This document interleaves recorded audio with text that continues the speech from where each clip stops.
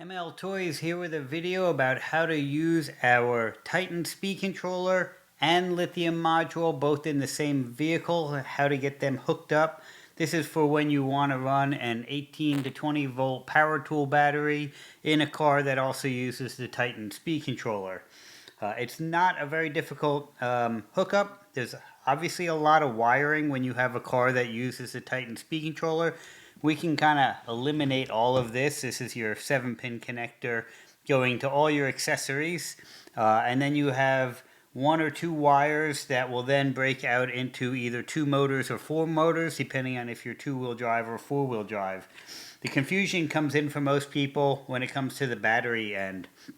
Your battery lead plug right now on your vehicle, you're going to cut, and your lithium module comes with a connector. This will actually be a white and black wire that plugs into the lithium module and goes to the red and black, white to red, black to black, and basically just feeds the two together. So the battery in on your speed controller to the power out on the lithium module.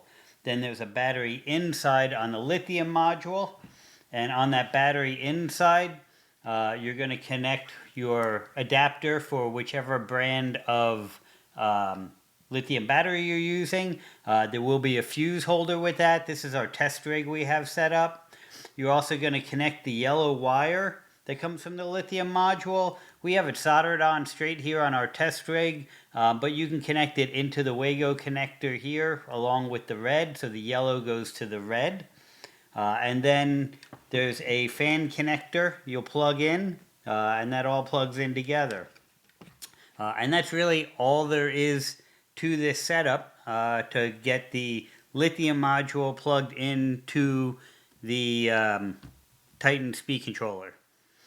Another easy instruction, plug and play setup.